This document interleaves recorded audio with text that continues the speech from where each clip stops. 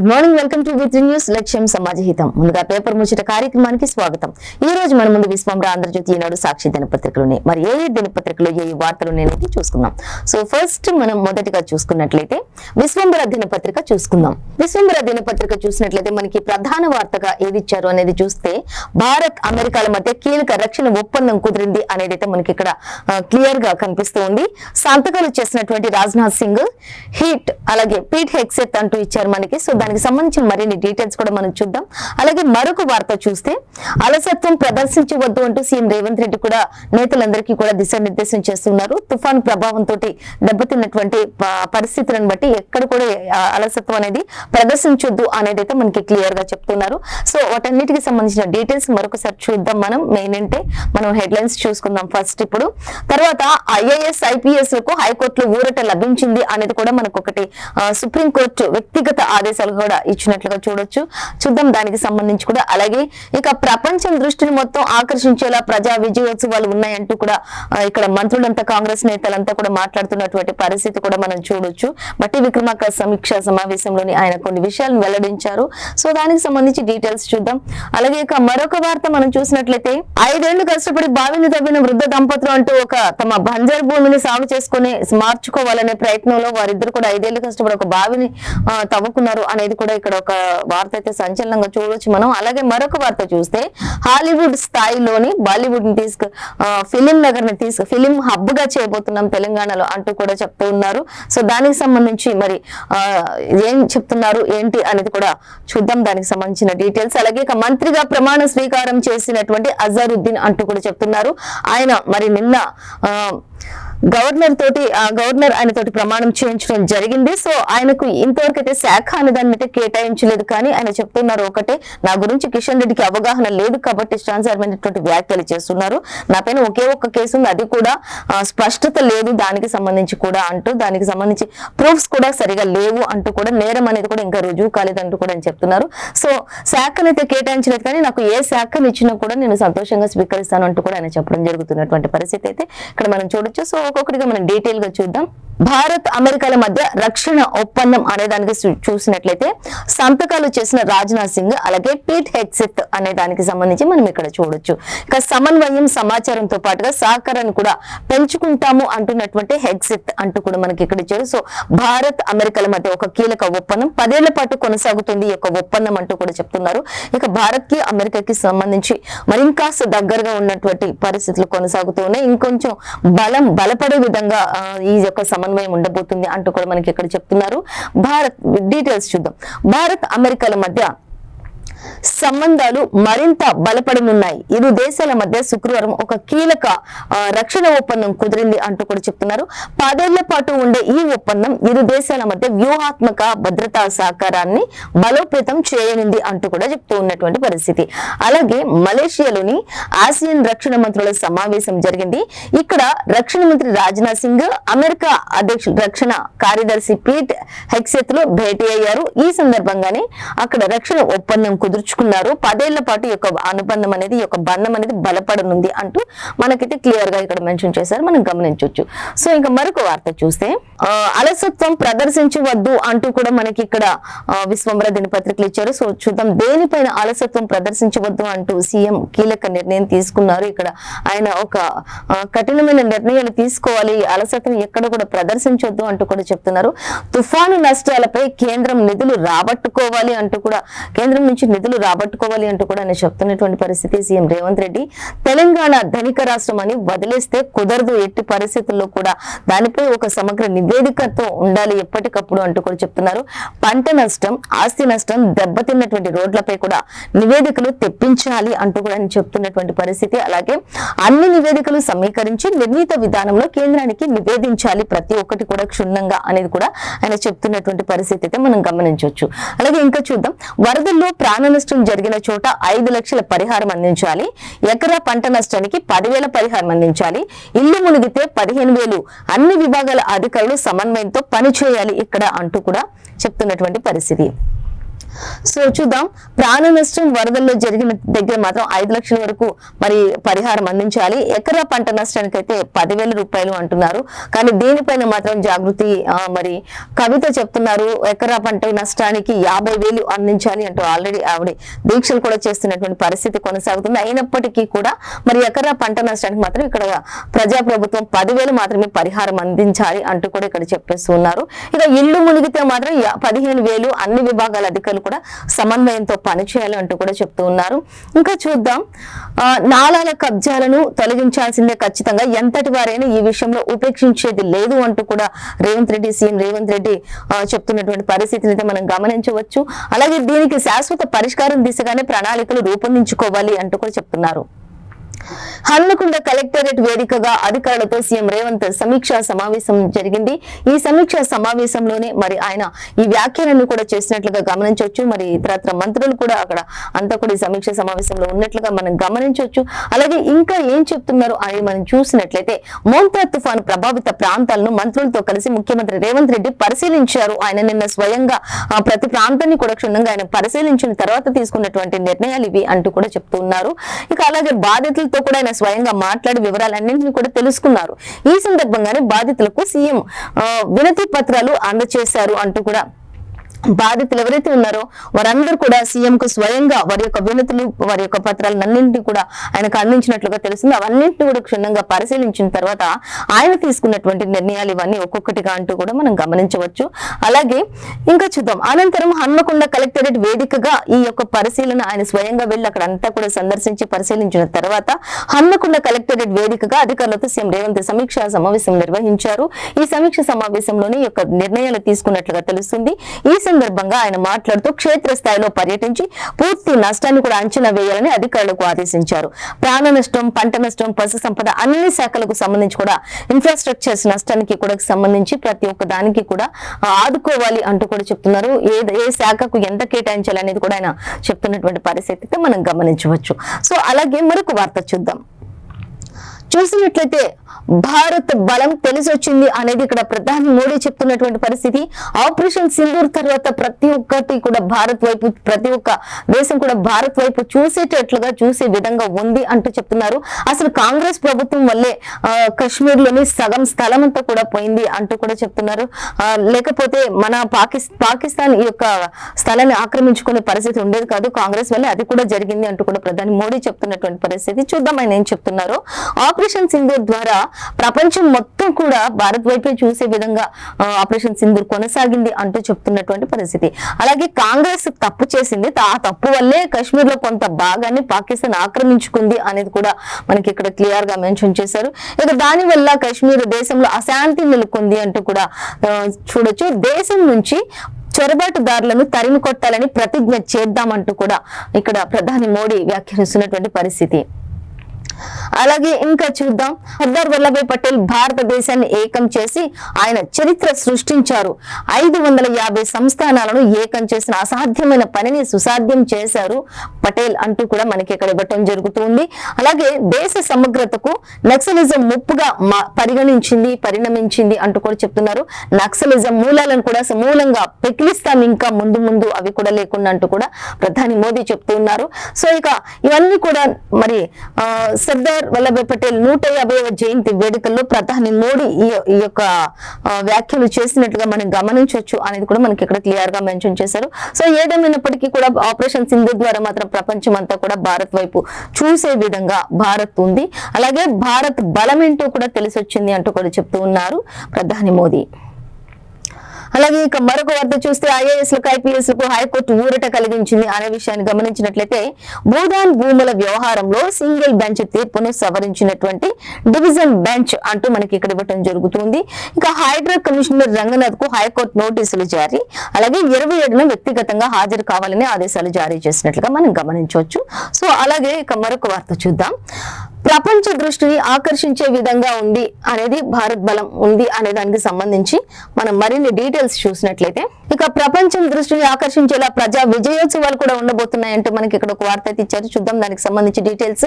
కొత్త రాష్ట్రంలో ఎన్ని విజయాలు నమోదు చేశాం, భవిష్యత్తులో తెలంగాణ ఏం సాధించబోతోంది, ఈ విషయాలను ప్రపంచానికి వివరించే విధంగా కార్యక్రమాలు ఉండాలి అంటూ కూడా చెప్తున్నటువంటి పరిస్థితి.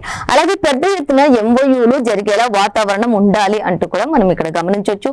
అధికారులందరితో కూడా డిప్యూటీ సీఎం బట్టి విక్రమార్క కూడా మరి చెప్తున్నటువంటి పరిస్థితి. ఇక్కడ ఆయన కూడా మరి అధికారులందరితో కూడా ఆయన కూడా సమీక్ష సమావేశం నిర్వహించారు. ఈ సమావేశంలోనే ఆయన ఈ విషయాలన్నింటినీ కూడా వెల్లడించినట్లుగా గమనించవచ్చు. సో ఇక మరొక వార్తాపత్రిక మనం చూసినట్లయితే సో ఆంధ్రజ్యోతి దినపత్రిక చూద్దాం. నెక్స్ట్ ఆంధ్రజ్యోతి దినపత్రిక చూసినట్లయితే మనకి ఆంధ్రజ్యోతిలో మనకి ప్రధాన వార్త ఏమిచ్చారు అనేది మనం గమనిద్దాం. ఆంధ్రజ్యోతి దినపత్రికలో ఫస్ట్ అంటే మనకి ప్రభుత్వ సలహాదారుగా పి సుదర్శన్ రెడ్డి అంటూ మనకి ఎక్కడైతే ఒక వార్త కనిపిస్తుంది. ఆ తర్వాత మంత్రిగా అజరుద్దీన్ ప్రమాణ స్వీకారం చేశారు అంటూ కూడా తెలుస్తుంది. దీనికి ప్రతిపక్షాలు అలాగే బీజేపీ కూడా మరి వ్యతిరేకంగా మాట్లాడుతున్నటువంటి పరిస్థితి అయితే ఉంది. అయినప్పటికీ కూడా ఆయన ప్రమాణ స్వీకారం అయితే నిన్న సజావుగా కొనసాగింది అనేది కూడా మనం ఇక్కడ గమనించవచ్చు. ఇక అజరుద్దీన్ కు పుష్పగుచ్చం అందిస్తున్నటువంటి గవర్నర్ జిష్ణుదేవ్ వర్మ మరి ఆయన దగ్గర ఆయనే ప్రమాణ స్వీకారం కూడా చేయించినట్లుగా కూడా మనం గమనించవచ్చు. అలాగే చూద్దాం ఇంకా రేవంత్ ఎలా చెప్తున్నారు. కంటైన్మెంట్ లోని 4,000 కోట్లతో పనులు చేపట్టామంటూ అభివృద్ధిని గెలిపించండి అంటూ కూడా ఆయన చెప్తున్నటువంటి పరిస్థితి. ఇప్పుడు ప్రజాప్రభుత్వం ఏ విధంగా అభివృద్ధి చేసిందో మరి అభివృద్ధిని చూసి గెలిపించండి అంటూ కూడా చెప్తూ ఉన్నటువంటి పరిస్థితి. చూద్దాం దీనికి సంబంధించిన మరిన్ని డీటెయిల్స్ కూడా. అలాగే ఇక మరొక హెడ్లైన్ చూద్దాం. కారవ ధాన్యం కొనుగోలు అంటూ కూడా ఇచ్చారు. ఇప్పటికే మరి నాలాల కబ్జాలను కూడా ఉపేక్షించొద్దు అంటూ కూడా చెప్తున్నటువంటి పరిస్థితి. అలాగే నాగారం భూముల వివాదం IAS IPS లకు కాస్త ఊరట లభించింది అంటూ మనకి ఆల్రెడీ విశ్వంబర దినపత్రికలో చూసాం. అదేవిధంగా ఇక్కడ కూడా ఇచ్చారు. ఇక మేయర్ దంపతుల హత్య కేసులు కూడా 5గురికి ఉరిశిక్ష అంటూ కూడా చెప్తున్నారు. 2015లో జరిగినటువంటి యొక్క మేయర్ దంపతుల హత్య ఏదైతే ఉందో దానికి సంబంధించి ఎట్టకేలకు నిందితులందరికీ కూడా ఉరిశిక్ష ఖరారైంది అంటూ కూడా మనకి ఇచ్చారు. డీటెయిల్ గా మళ్ళీ చూద్దాం. మనం ఫస్ట్ మనం చూసినట్లయితే ప్రభుత్వ సలహాదారుగా పి సుదర్శన్ రెడ్డి అనే దానికి సంబంధించి డీటెయిల్స్ చూసినట్లయితే పౌర సరఫరాల సంస్థ చైర్మన్ గా ప్రేమ్ సాగర్ రావు, ఇద్దరికి కేబినెట్ హోదా కల్పిస్తూ నియామకం. అలాగే కేబినెట్ ప్రత్యేక ఆహ్వానితుడుగాను సుదర్శన్ రెడ్డికి అవకాశం కల్పించారు. మంత్రి స్థాయిలోని ఈ సౌకర్యాలు కొనసాగుతాయి అంటూ కూడా చెప్తున్నారు. అలాగే ఇంకా ఉమ్మడి నిజామాబాద్ కు ఇక ప్రాతినిధ్యం లేనట్లేనా అంటూ ఒక క్వశ్చన్ మార్క్ అయితే మనకి గమనించవచ్చు ఇక్కడ. అలాగే చూద్దాం ఇక ఉమ్మడి నిజామాబాద్ కు ఇక ప్రాతినిధ్యం లేనట్లే కేబినెట్ లో ఖాళీగా ఉన్న మరో 2 బెర్తులు అంటూ కూడా ఇచ్చారు. ఇక్కడ ప్రేమ్ సాగర్ రావు సుదర్శన్ రెడ్డి ఇద్దరికి కూడా మరి ఒకరికి పౌర సరఫరాల సంస్థ చైర్మన్ గా ప్రేమ్ సాగర్ రావు ఉంటే ఇద్దరికి కేబినెట్ హోదా కల్పిస్తూ నియామకం చేసినట్లుగా తెలుస్తుంది. సుదర్శన్ రెడ్డికి ప్రత్యేక ఆహ్వానితుడిగాను అవకాశం ఉంది అంటూ కూడా చెప్తూ ఉన్నారు. అలాగే ఇక మంత్రిగా అజరుద్దీన్ ప్రమాణ స్వీకారం అనేది మనం ఇక్కడ గమనించవచ్చు. రాజ్ భవన్ లో ప్రమాణం చేయించిన గవర్నర్ జిష్ణుదేవ్ వర్మ అంటూ కూడా మనం ఇక్కడ చూడొచ్చు. అయితే హాజరైన ముఖ్యమంత్రి రేవంత్ రెడ్డి, డిప్యూటీ సీఎం బట్టి అలాగే మంత్రులు నేతలు జూబ్లీహిల్స్ ఉప ఎన్నికల్లో కాంగ్రెస్ పార్టీని గెలిపించడమే నా తక్షణ కర్తవ్యం అంటూ కూడా అజరుద్దీన్ చెప్పడం జరుగుతుంది అనేది మనం ఇక్కడ చూడొచ్చు. ఖచ్చితంగా జూబ్లీహిల్స్ ఉప ఎన్నికలు ఏవైతే ఉన్నాయో వాటిలో కాంగ్రెస్ పార్టీని గెలిపించడమే నా తక్షణ కర్తవ్యం అంటూ కూడా అని చెప్తున్నారు. యాక్చువల్ గా నా గురించి కిషన్ రెడ్డికి అంతగా అవగాహన లేదు కాబట్టి ఆయన ఏదేదో మాట్లాడుతూ ఉన్నారు కేసులు అంటూ. కానీ నాపై ఒక్క నేరం ఉంది, ఆ నేరం కూడా ఇంకా రుజువు కాలేదు, ఇది నేరం అని పరిగణలోకి అయితే తీసుకోలేదు, అది ఇంకా రుజువు కాలేదు, నేరంగా అంగీకరించబడలేదు, ఆ ఒక్కదానికి మాత్రమే ఆయన అలా మాట్లాడుతూ ఉన్నారు. నా గురించి అసలు ఆయనకి ఏమీ తెలియదు, నా గురించి అవగాహన లేదు కిషన్ రెడ్డికి, అందుకే నాపై నచ్చినవన్నీ కూడా నా పైన వచ్చినవన్నీ కూడా అన్ని ఆరోపణలే తప్ప ఏ ఒక్కటి కూడా కేసు అనేది నా పైన లేదు అంటూ కూడా చెప్తూ ఉన్నారు. ఒక్కటి కూడా ఇంతవరకు రుజువు అయితే కాలేదు అంటూ కూడా ఒక కేసు కూడా ఇంతవరకు రుజువు కాలేదు అంటూ కూడా అజరుద్దీన్ చెప్తున్నటువంటి పరిస్థితి. ఇక భారత క్రికెట్ జట్టు అజార్ అందించిన సేవలు మరిచారా అంటూ కిషన్ రెడ్డిని క్వశ్చన్ చేస్తున్నారు అజరుద్దీన్. అలాగే ఇంకా అజర్ కు మంత్రి పదవి నిర్ణయం 3 నెలల కిందటే తీసుకున్నాం అంటూ కూడా పిసిసి చీఫ్ మహేష్ చెప్తున్నారు. అయితే ఆయనకి ఇంతవరకు మంత్రి ఏ శాఖలో ఇస్తారు ఈ మంత్రి పదవి అనేది ఖరారు చేయలేదు, కానీ 3 నెలల క్రితమే తీసుకున్నాం అంటూ చెప్తున్నారు. కానీ ఏంటి అనేది మాత్రం ఇంతవరకు బయటకైతే రిలీజ్ చేయలేదు. చూద్దాం. ఇక మంత్రివర్గ పునర్వ్యవస్థీకరణ డిసెంబరు లేదా జనవరిలో ముహూర్తం. పలువురు శాఖల్లోని భారీ మార్పులు జరగబోతున్నాయి. కొత్త మంత్రులకు మాత్రం మినహాయింపు ఉంటుంది. 5గురు తీరుపై అధిష్టానం పెదవి విరుపు అంటూ కూడా మనకి ఇక్కడ ఇచ్చారు. ఇక మరి ఈ 3 నెలల్లో ఏ పదవి ఇస్తారనేది కూడా వేచి చూడాలి. కానీ ఏ పదవి నాకు, ఏ శాఖ నాకు కేటాయించినప్పటికీ నేను సంతోషంగా దాన్ని స్వీకరిస్తాను అంటూ కూడా అజరుద్దీన్ చెప్పడం జరుగుతుంది. నిన్నటి ప్రమాణ స్వీకారం సజావుగా కొనసాగింది అనేది అయితే మనకి క్లియర్ గా ఇచ్చేశారు. తారవ ధాన్యం కొనుగోలు అంటూ ఇచ్చారు. వరంగల్లో సమ్మయ్య నగర్ లోని సీఎం రేవంత్ అలాగే మంత్రి పొంగులేటి స్వయంగా పర్యటించినటువంటి పరిస్థితిని ఇక్కడ మనం చూడొచ్చు. అక్కడ నీట మునిగినటువంటి ఇల్లు ఏవైతే ఉన్నాయో అక్కడ మరి పంట పొలాలు, వరి ధాన్యాలు కానీ అవన్నీ కూడా ఎక్కడెక్కడైతే మరి నీట మునిగాయి ఆ ప్రాంతాలన్నీ కూడా సీఎం రేవంత్ రెడ్డి స్వయంగా, మరి ఆయన వెంట ఇతర మంత్రులు కూడా ఉన్నారు, వారందరూ కూడా స్వయంగా మరి నాలాల కబ్జాల సంగతి అన్నింటినీ కూడా ఆయన స్వయంగా పర్యవేక్షించినట్లుగా తెలుస్తుంది. చెరువుల ఆక్రమణను కూడా తొలగించాల్సిందే, ఎంతటి వారైనా వదిలిపెట్టొద్దు అంటూ కూడా ఆయన చెప్తున్నటువంటి పరిస్థితితో మనం ఇక్కడ గమనించవచ్చు. అలాగే తారవ ధాన్యం కొనుగోలు, వరదలో నష్టపోయిన హుస్నాబాద్ మహిళా రైతు ఖాతాలో డబ్బులు జమ చేశారు అంటూ కూడా బండి సంజయ్ కూడా 50,000 రూపాయలు సాయం అందించినట్లుగా తెలుస్తుంది. ఆయన కొన్ని పనుల విషయంలో మరి ఆయన వేరే దగ్గర ఉండడం వల్ల ఆమెను కలవలేకపోయానంటూ కూడా ఆవిడకి ఫోన్ లో ఆయన పరామర్శించినట్లుగా తెలుస్తుంది బండి సంజయ్. అలాగే ఆయన కూడా 50,000 రూపాయలు నష్టపరిహారం కింద ఆమెకి సాయం అందించినట్లుగా తెలుస్తుంది అంటూ కూడా మనకి క్లియర్ గా ఇచ్చారు. అలాగే మహిళా రైతు ఖాతాలో ప్రభుత్వం కూడా కొంత అమౌంట్ ని జమ చేసినట్లుగా తెలుస్తుంది అంటూ ఇచ్చారు. సో అలాగే ఇక చూద్దాం మరిన్ని డీటెయిల్స్. 10 మంది కోసం 10,000 మందికి ఇబ్బందా అంటూ కూడా చెప్తున్నారు. అధికారులు చర్యలు తీసుకోవాలి అంటూ చెప్తున్నారు.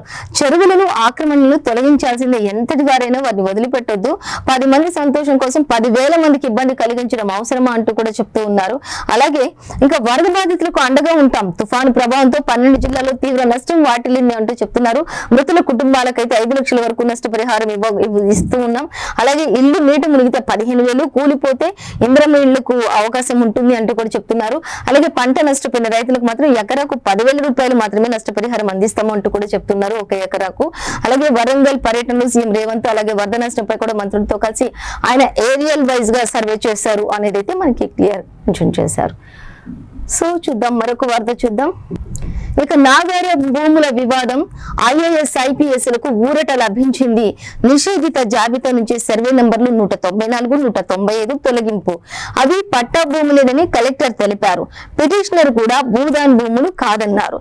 విచారణ సందర్భంగా హైకోర్టు డివిజన్ బెంచ్ వ్యాఖ్యలు చేశారు.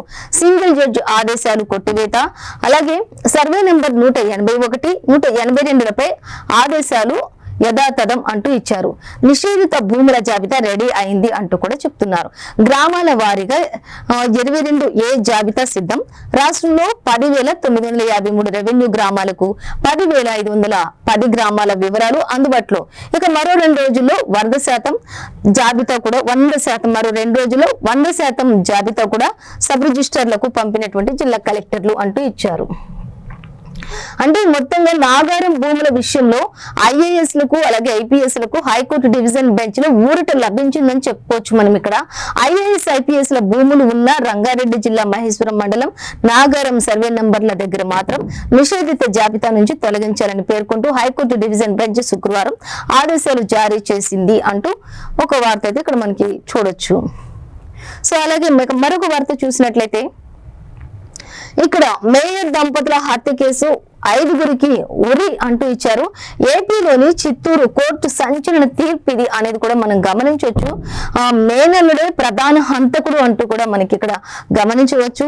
ఇక ఆర్థికంగా అత్త మామ సహకరించడం లేదని మరో 4గురితో కలిసి ఈ హత్యకు పాల్పడినట్లుగా తెలుస్తుంది అనేది అయితే మనం క్లియర్ గా గమనించవచ్చు. అలాగే ఘటనా స్థలంలోని అనురాధ మృత్యువాత పడింది. చికిత్స పొందుతూ కఠారి మోహన్ మృతి చెందినట్లుగా తెలుస్తుంది. 10 ఏళ్లు కొనసాగినటువంటి ఈ విచారణలో చివరకు మరి ఉరిశిక్ష ఖరారైంది అంటూ కూడా మనం ఇక్కడ గమనించవచ్చు. ఇద్దరికి కూడా మరి వీరిద్దరి హత్యకు గల 5గురు ఎవరైతే ఉన్నారో సొంత మేనల్లుడే ఈ యొక్క ప్రధాన సూత్రధారి, ప్రధాన హంతకుడు అనేది తెలుస్తుంది.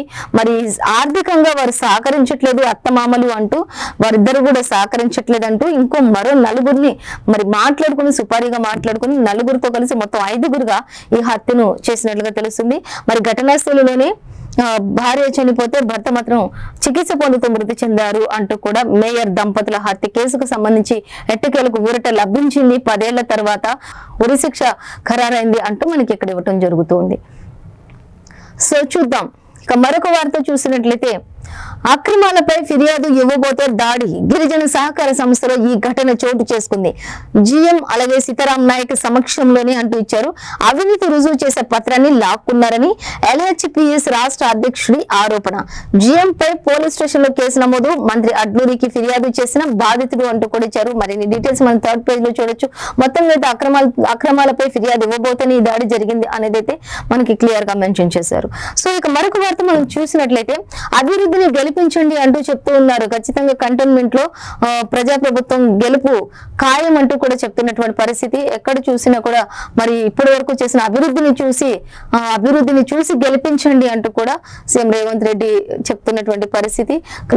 ఖచ్చితంగా మాత్రం కంటోన్మెంట్ లో గెలుపు ఖాయం అంటూ ఆయన చెప్తున్నటువంటి పరిస్థితి అయితే మనం గమనించవచ్చు. సో అలాగే మరొక వార్తాపత్రిక చూద్దాం. ఆంధ్రజ్యోతి సాక్షి దినపత్రిక చూద్దాం. ఆంధ్రజ్యోతిలో మనకి ప్రధాన హెడ్లైన్స్ గా ఏవి ఇచ్చారని మనం చూసాం. ఇప్పుడు సాక్షి దినపత్రిక మరి మనకి ప్రధాన హెడ్లైన్ గా ఏవి ఇచ్చారు అనేది చూసినట్లయితే ఎకరానికి 10,000 అనేది అయితే మనకి ప్రధాన హెడ్లైన్ గా సాక్షి దినపత్రికలో ఇచ్చారు. అలాగే ఇల్లు కోలగొట్టుడే ఇందిరమ్మ రాజ్యమా అంటూ ఇక్కడ నందినగర్ లో జరిగిన రోడ్ షోలో మాట్లాడుతున్నటువంటి కేటీఆర్ అంటూ ఇచ్చారు. ఇల్లు కోలగొట్టడం, ఇటు కేటీఆర్ ప్రతిపక్షాలు ఇటు అధికార పార్టీలు రెండు కూడా హోరాహోరీగా మరి ప్రచారం నిర్వహిస్తున్నారు.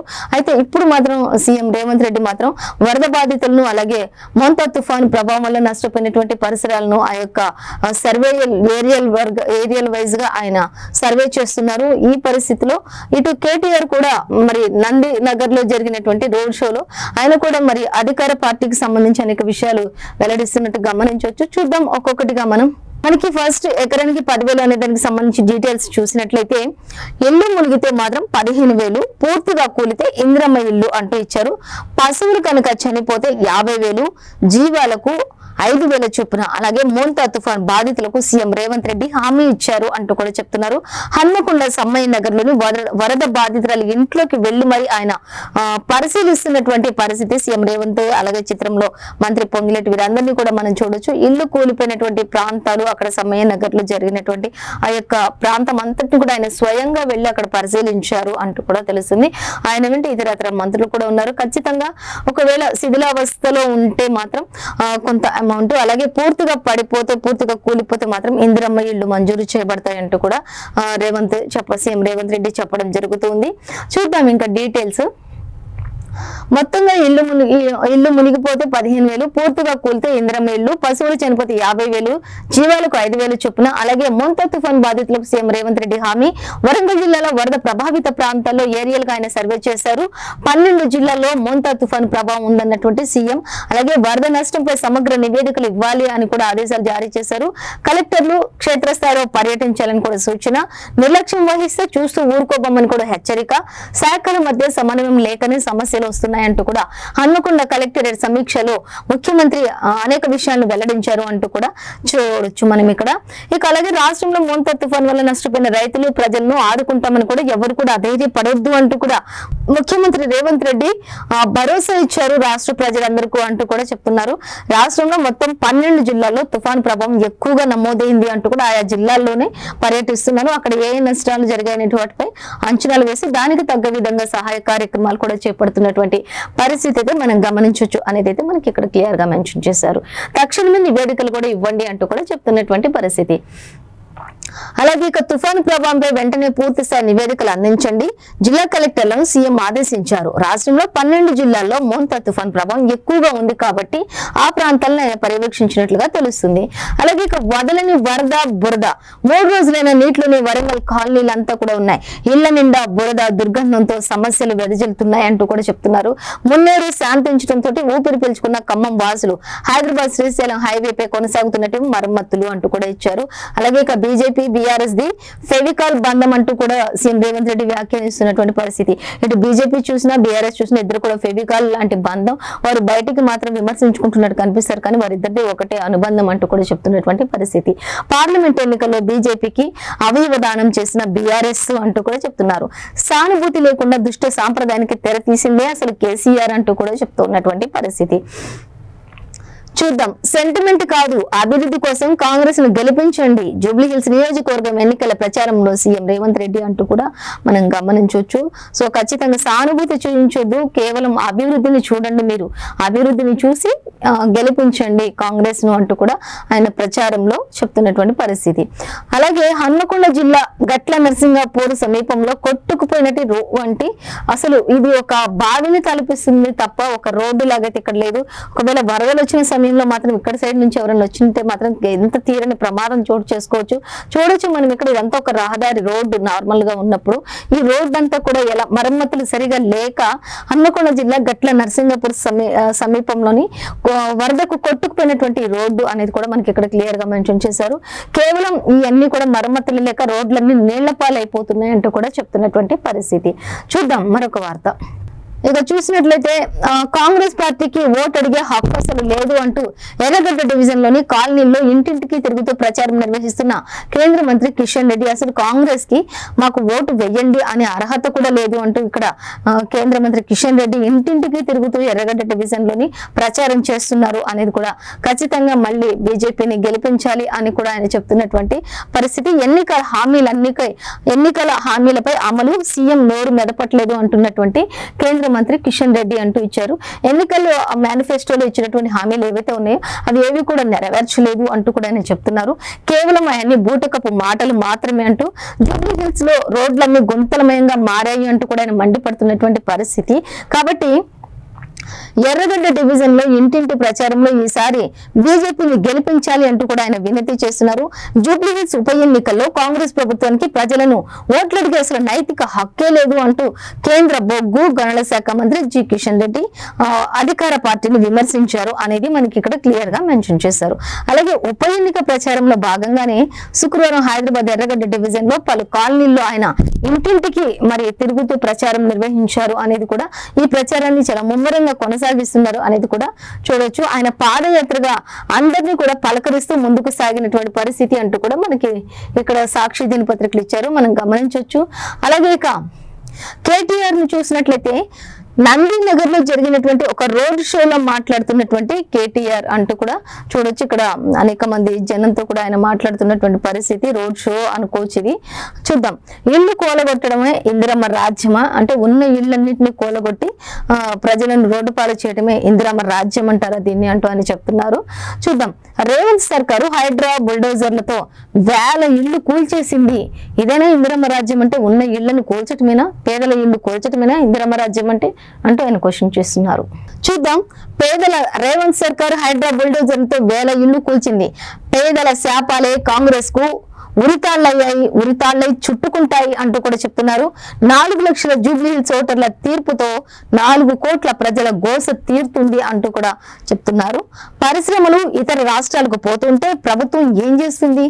అసలు ఉన్న పరిశ్రమలు గత 10 ఏళ్లలో బీఆర్ఎస్ అనేక పరిశ్రమలను హైదరాబాద్ కు తీసుకువచ్చి హైదరాబాద్ ను ఒక హబ్ గా తీర్చిదిద్దితే ఇప్పుడు ఈ పరిశ్రమలన్నీ అనేక దేశాలకు వెళ్లిపోతూ ఉంటే ప్రభుత్వం ఏం చేస్తుంది అంటూ కూడా ఆయన ఇక్కడ గమనించవచ్చు. ఆయన ప్రజలకు విన్నవించటం చూడొచ్చు. పరిశ్రమలు ఇతర రాష్ట్రాలకు పోతుంటే ప్రభుత్వం ఏం చేస్తుంది? షేక్పేట్లోని రోడ్ షోలో బీఆర్ఎస్ వర్కింగ్ ప్రెసిడెంట్ కేటీఆర్ మాట్లాడుతున్నారు. పేద ఇల్లు కూలగొట్టడమే ఇందిరమ్మ రాజ్యమా అని బీఆర్ఎస్ వర్కింగ్ ప్రెసిడెంట్ కె తారక రామారావు ప్రశ్నించారు. హైదరాబాద్ లో కేసీఆర్ 1,00,000 ఇళ్లు కడితే రేవంత్ రెడ్డి సర్కార్ హైడ్రా బుల్డోజర్లతో వేల ఇళ్లు కూల్చేసింది అంటూ కూడా ఆయన ఆరోపించారు. చూద్దాం. ఇక ఆ పేదల శాపాలే కాంగ్రెస్ పార్టీకి జూబ్లీహిల్స్ ఉప ఎన్నికల్లో ఉరితాళ్లై చుట్టుకుంటాయంటూ కూడా ఆయన దుయ్యబట్టారు కేటీఆర్ అంటూ కూడా మనం ఇక్కడ గమనించవచ్చు.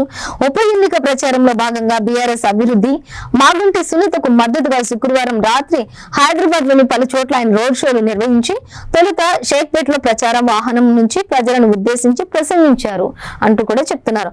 అలాగే కేసీఆర్ ప్రభుత్వం జీవో 58, 59 కింద 1.5 లక్షల మంది పేదలకు ఇళ్ల పట్టాలు ఇచ్చిందని కూడా ఆయన గుర్తు చేశారు. కానీ ఇప్పుడున్నటువంటి ప్రజారాజ్యం మాత్రం ప్రభుత్వం మాత్రం ఇందిరమ్మ రాజ్యం అని చెప్పుకుంటున్నటువంటి ప్రజారాజ్యం అని చెప్పుకుంటున్నటువంటి ఈ యొక్క అధికార పార్టీ మాత్రం అనేక ఇళ్లను నేలమట్టం చేసేసింది బుల్డోజర్లతోటి హైడ్రా అధికారులతోటి అంటూ కూడా ఆయన చెప్పడం జరుగుతుంది. ప్రజలకు వివరించడం జరుగుతుంది. అనేక ఇళ్లకు ఆయన శంకుస్థాపన చేశారు కేసీఆర్.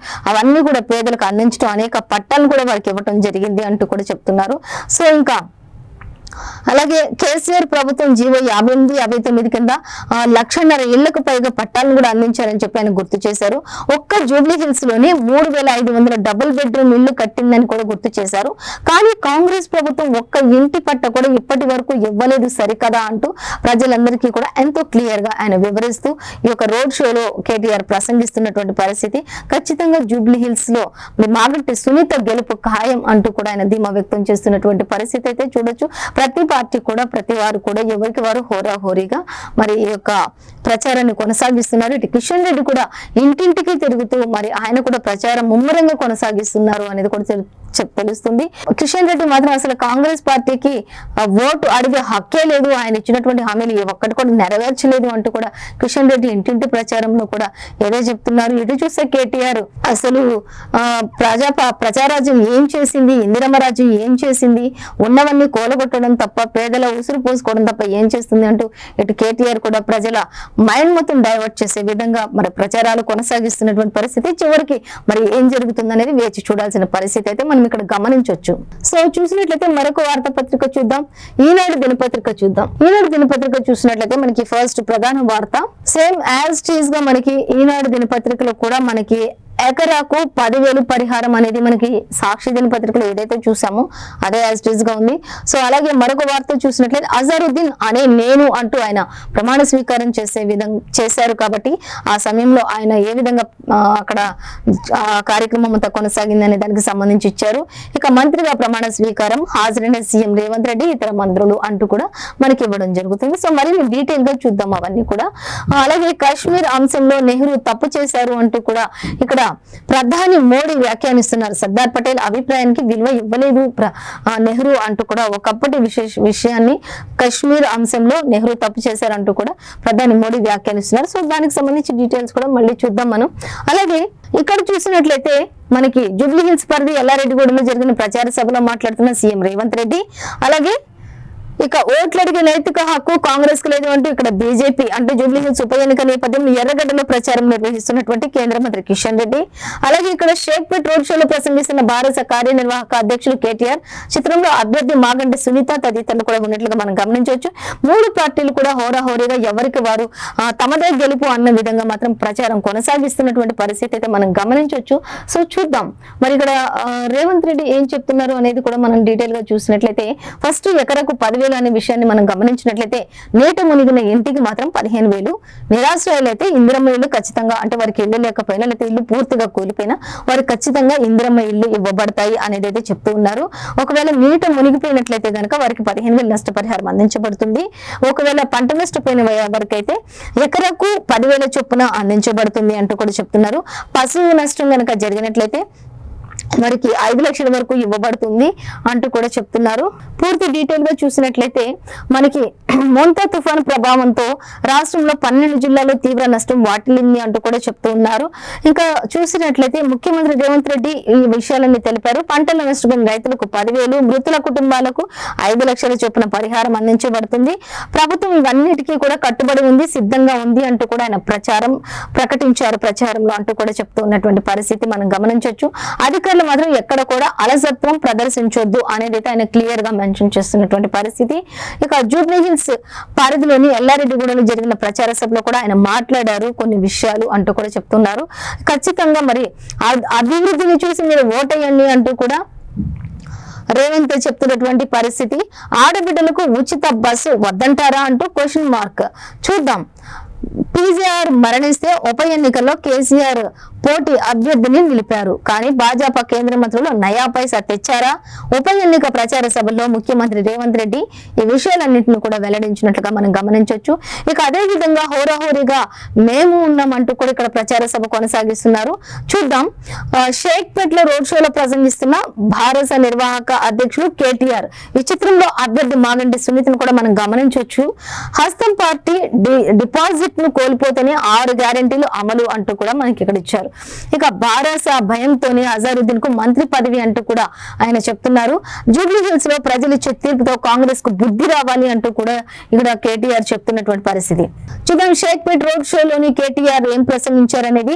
జూబ్లీ హిల్స్ ఉప ఎన్నికల్లో కాంగ్రెస్ పార్టీ డిపాజిట్ కోల్పోతేనే రాష్ట్ర ప్రజలకు ఇచ్చినటువంటి 420 హామీలు 6 గ్యారెంటీలు అమలవుతాయని బారాస కార్యనిర్వాహక అధ్యక్షులు కేటీఆర్ అన్నారు.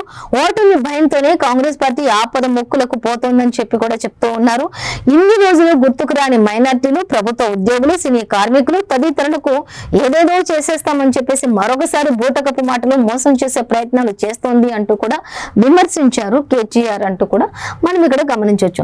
2 ఏళ్లైనా కాంగ్రెస్ కు ముస్లిం మైనార్టీల సంక్షేమం గుర్తుకు రాలేదా? ఇప్పుడు జూబ్లీ హిల్స్ ఉప ఎన్నికల నేపథ్యంలోనే గుర్తుకొచ్చారు. ఇవన్నీ కూడా సినీ పరిశ్రమలు అయితే ఏంది, మైనార్టీలు అయితే ఏంది, పేదలు అయితే ఏంది, వీళ్ళందరూ కూడా ఇప్పుడు ఈ ఉప ఎన్నికల సమయంలోనే గుర్తుకొచ్చారా? అంతకుముందు ఈ 2 ఏళ్ల పాలన కొనసాగిస్తున్నప్పుడు గుర్తుకు రాలేదా అంటూ కూడా ఆయన ప్రశ్నిస్తున్నటువంటి పరిస్థితి. అలాగే గా ఇక్కడ కిషన్ రెడ్డి చూద్దాం. కిషన్ రెడ్డి కూడా జూబ్లీ హిల్స్ ఉప ఎన్నికల నేపథ్యంలో ఎర్రగడ్డలో ఆయన ప్రచారం నిర్వహించారు. ఇతర భాజపా శ్రేణులు కూడా ఆయనతో ఉన్నారు. సో వారేం చెప్తున్నారు అనేది చూస్తే అసలు కాంగ్రెస్ కు ఓట్లు అడిగే నైతిక హక్కే లేదు అంటూ ఇక్కడ కిషన్ రెడ్డి వ్యాఖ్యానిస్తున్నటువంటి పరిస్థితి. జూబ్లీ హిల్స్ అభ్యర్థిని దరుసలాంలోని నిర్ణయించారు. మజ్లిస్ ఆదేశాల మేరకు అజారుద్దీన్ కు మంత్రి పదవి గతంలో వరదల సమయంలో ఇస్తామన్నటువంటి 10,000 ఎందుకు ఇవ్వలేదు అంటూ కూడా కిషన్ రెడ్డి క్వశ్చన్ చేస్తున్నారు. ప్రభుత్వాన్ని ప్రశ్నించిన కేంద్ర మంత్రి కిషన్ రెడ్డి రాష్ట్రానికి 40,000 సౌర రూఫ్ టాప్ యూనిట్లు వచ్చినట్లుగా కూడా ఆయన వెల్లడించారు అంటూ కూడా మనం గమనించవచ్చు. 2 ఏళ్లుగా ఇచ్చిన హామీలు అమలు చేయని కాంగ్రెస్ పార్టీకి ఓట్లు అడిగే నైతిక హక్కు లేదని కేంద్ర మంత్రి కిషన్ రెడ్డి అన్నారు. జూబ్లీ హిల్స్ కాంగ్రెస్ అభ్యర్థిని రేవంత్ రెడ్డి, సోనియా గాంధీ, రాహుల్ గాంధీ, మల్లికార్జున ఖర్గే కాకుండా దర్శనంలో ఓవైసీ నిర్ణయించారని చెప్పి ఆరోపించారు కిషన్ రెడ్డి. సో మొత్తంగా అయితే ఎక్కడ చూసినా కూడా ప్రెసెంట్ సిచ్యువేషన్ మాత్రం కంటోన్మెంట్ అలాగే జూబ్లీ హిల్స్ ఉప ఎన్నికలపై మాత్రం సత్తా మాదంటే మాది అంటూ జోరుగా ప్రచారం కొనసాగిస్తున్నటువంటి పరిస్థితి అయితే మనం గమనించవచ్చు. అలాగే వరద బాధితులను కూడా సీఎం రేవంత్ రెడ్డి స్వయంగా వెళ్లి అక్కడ పరామర్శించినట్లుగా, వారందరికీ ధైర్యాన్ని ఇచ్చినట్లుగా, మేమున్నాము అంటూ భరోసా ఇచ్చినట్లుగా, అధైర్యపడొద్దు అంటూ కూడా చెప్తున్నటువంటి పరిస్థితి అయితే మనం గమనించవచ్చు. సో అలాగే మరొక వార్త చూద్దాం. అజారుద్దీన్ అనే నేను అంటూ మనకి ఇక్కడ ఇవ్వడం జరుగుతుంది. మంత్రిగా ప్రమాణ స్వీకారం హాజరైన సీఎం రేవంత్ రెడ్డి, ఇతర మంత్రులు అంటూ ఇచ్చారు. భారత క్రికెట్ జట్టు మాజీ కెప్టెన్ మహమ్మద్ అజారుద్దీన్ తెలంగాణ రాష్ట్ర మంత్రిగా శుక్రవారం ప్రమాణ స్వీకారం చేశారు. రాజ్ భవన్ లోని దర్బార్ హాల్లో జరిగినటువంటి ఈ కార్యక్రమంలో గవర్నర్ జిష్ణుదేవ్ వర్మ అజారుద్దీన్ తో ప్రమాణం చేయించారు అంటూ కూడా మనం ఇక్కడ గమనించవచ్చు. ఆల్రెడీ అజారుద్దీన్ తో ప్రమాణం చేయించారు. అనంతరం అజారుద్దీన్ ను గవర్నర్, ముఖ్యమంత్రి రేవంత్ రెడ్డి పుష్పగుచ్చాలతో అభినందించారు అనేది కూడా మనం గమనించవచ్చు. అయితే ఆయనకింతవరకు ఏ శాఖను ఆయనకి కేటాయించబడుతుంది అనేది అయితే ఇంకా తెలియరాలేదు. సో ఏ శాఖను నాకు కేటాయించినప్పటికీ కూడా నేను దానిని సంతోషంగా స్వీకరిస్తాను అంటూ కూడా అజరుద్దీన్ చెప్పడం జరుగుతున్నటువంటి పరిస్థితి మనం గమనించవచ్చు. అలాగే ఇంకా చూద్దాం. ప్రభుత్వ సలహాదారుగా సుదర్శన్ రెడ్డి అంటూ ఇచ్చారు. క్రికెట్ కెప్టెన్ నుంచి మంత్రి వరకు 1963 ఫిబ్రవరి 8న ప్రభుత్వ సలహాదారుగా సుదర్శన్ రెడ్డి, పౌర సరఫరాల సంస్థ చైర్మన్ గా ప్రేమ్ సాగర్ రావు, వీరిద్దరు కూడా కేబినెట్ హోదాతో ఇద్దరికి పదవులు లభించాయి అంటూ ఇచ్చారు. వీరిద్దరికి సంబంధించిన మరిన్ని డీటెయిల్స్ కూడా మనకి 8th పేజ్ లో గమనించవచ్చు అంటూ ఇచ్చారు. మొత్తంగా అయితే ఇద్దరు కూడా ప్రభుత్వ సలహాదారులుగా సుదర్శన్ రెడ్డి అలాగే ప్రేమ్ సాగర్ రావు ఉన్నారు అనేది అయితే మనకి క్లియర్ గా మెన్షన్ చేశారు. అలాగే ఇక కాశ్మీర్ అంశంలో నెహ్రూ తప్పు చేశారు అంటూ ప్రధాని మోదీ ఒక వార్తను అయితే అక్కడ సంచలనంగా ఇచ్చారు. చూడొచ్చు మనం. సర్దార్ వల్లభాయ్ 150వ జయంతి సందర్భంగా ఆయన అక్కడ మాట్లాడినటువంటి పరిస్థితిని మనం గమనించవచ్చు. సర్దార్ పటేల్ అభిప్రాయానికి విలువ ఇవ్వలేదు అంటూ కూడా, అందుకే కొంత భాగం పాక్ ఆక్రమణలోకి వెళ్లిపోయింది అంటూ వల్లభాయ్ 150వ జయంతి వేడుకల్లో ప్రధాని మోదీ ప్రసంగించారు అనేది కూడా మనకి క్లియర్ గా ఇచ్చారు. సో చూద్దాం. ఇక మనకి ఈ రోజు అయితే ఏ దినపత్రికలో చూసినా కూడా మనకి మెయిన్ అంటే మోంతా తుఫాను ప్రభావంతో నష్టపరిహారం కోసం మరి నిరాశ్రయులైనటువంటి ప్రజల దగ్గరకు అలాగే వారందరినీ పరామర్శించడానికి సీఎం రేవంత్ రెడ్డి డైరెక్ట్ గా ఆయన స్వయంగా ప్రజలందరినీ కలవడం, అలాగే పంట నష్టపోయినటువంటి వారికి, ప్రాణ నష్టం జరిగినటువంటి దగ్గరికి కూడా వెళ్ళి ఆయన స్వయంగా మాట్లాడడం జరిగింది. అలాగే అజారుద్దీన్ ప్రమాణ స్వీకారం కూడా జరిగింది. అలాగే ఇంకా మనం చూసినట్లయితే కొత్తగా మాత్రం ప్రభుత్వ సలహాదారులుగా మరి సుదర్శన్ రెడ్డి, ప్రేమసాగర్ రావు కూడా ఎన్నికయ్యారు అనేది, అలాగే ఇప్పుడున్నటువంటి జూబ్లీ హిల్స్ ఉప ఎన్నికలకు సంబంధించి ఇటు బీఆర్ఎస్, ఇటు బీజేపీ, అలాగే కాంగ్రెస్ హోరాహోరీగా మరి ప్రచారాన్ని నిర్వహిస్తున్నాయని అయితే మనకి ప్రధాన వార్తలుగా మెయిన్ ఏ పేపర్ లో చూసినా కూడా ఇవే యాజ్ ఇట్ ఈస్ గా ఇచ్చారు. సో ఇదండి ఇవాటి పేపర్ ముచ్చట కార్యక్రమం విశేషాలు. మరో పేపర్ ముచ్చట కార్యక్రమంతో మళ్ళీ రేపు కలుసుకుందాం. అంతవరకు చూస్తూనే ఉండండి V3 న్యూస్, లక్ష్యం సమాజ హితం.